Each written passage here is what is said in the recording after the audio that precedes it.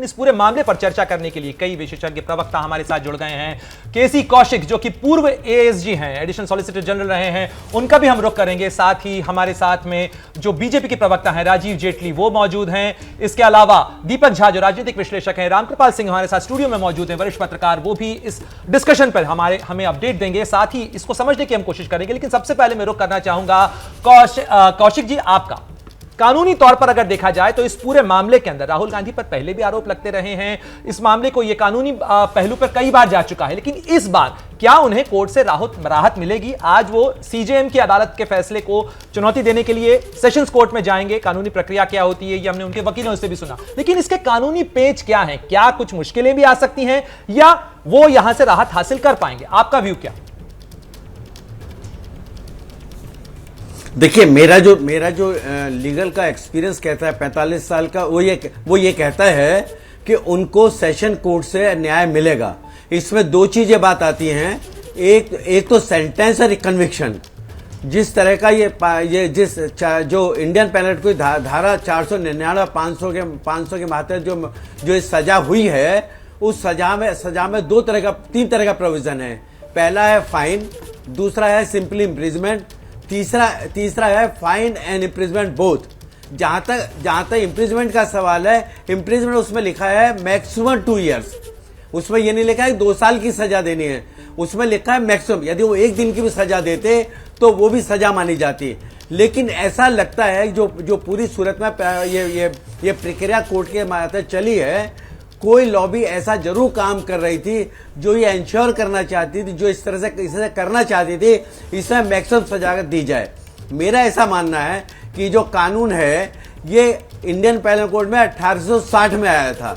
1860 में आने के बाद कौशिक जी, लेकिन मैं आपसे ये समझना चाहता हूं कि इस पूरी प्रक्रिया में पहले भी मानहानि के केसेस जो राहुल गांधी पर हुए, उसमें उन्होंने प्लीड गिल्टी किया, उन्होंने माफी मांग ली, मामला खत्म हो गया। यहां भी सूरत के सीजे अदालत के अंदर उन्हें यह मौका दिया गया था, उन्होंने चूंकि प्लीड गिल्टी नहीं किया, माफी नहीं मांगी, तो क्या ऐसे में कानूनी प्रक्रिया के तौर पर सेंटेंस कंपाउंड होता है? अगर ऑफेंस बार बार किया जा रहा है तो यह कानूनी तौर पर क्या अदालती प्रक्रिया है इसकी?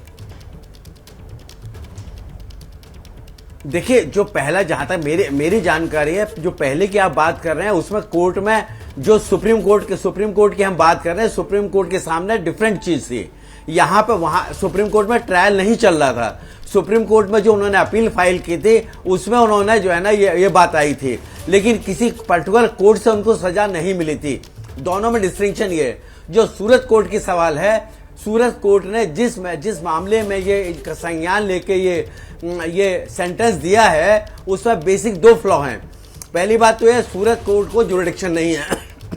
दूसरा, जो प्रनेश मोदी हैं, जो विधायक हैं सूरत के, उनके अगेंस्ट उन्होंने कोई लांछन नहीं लगाया था।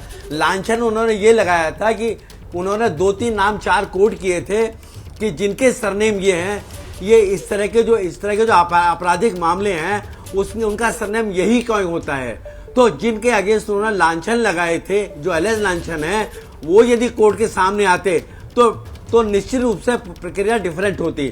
जो प्रनेश मोदी हैं, उनके अगेंस्ट तो कोई एलिगेशन लगाया नहीं है, किसी तरह का कोई एलिगेशन नहीं लगाया। तो जो कोर्ट ने संज्ञान लिया है, कौशिक जी, आपके अनुसार आज राहुल गांधी की जो प्राइमरी अपील होगी कोर्ट के सामने, सेशंस कोर्ट के सामने, वो क्या होगी? देखिए, सुप्रीम कोर्ट के सामने वो अपील दाखिल करेंगे, साथ में अपनी बेल एप्लीकेशन लगाएंगे। उसमें वो मेरे साथ ये मानना है कि उनके वकील उनको ये सलाह देंगे कि सेंटेंस और कन्विक्शन दोनों स्टे होने चाहिए। यदि कोर्ट सेंटेंस और कन्विक्शन दोनों स्टे कर देता है तो स्पीकर महोदय को भी अपना जो निर्णय है उसको भी बदलना पड़ेगा। जी, शुक्रिया इस तमाम जानकारी के लिए और बातचीत के लिए। कौशिक जी, आप हमारे साथ जुड़े रहिए। जैसे ही घड़ी का काटा दोपहर 2:30 पे आए, बबीता जी का दिल सास बहू साजिश के लिए मचल जाए। और ये है इनकी बहू, पूरे दिन ऑफिस की टेंशन हो जाए गॉन जब ये करें अपना फेवरेट शो फ्री टाइम पे ऑन।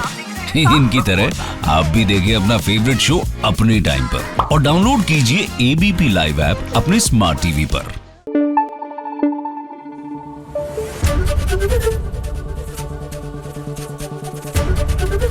एबीपी न्यूज आपको रखे आगे।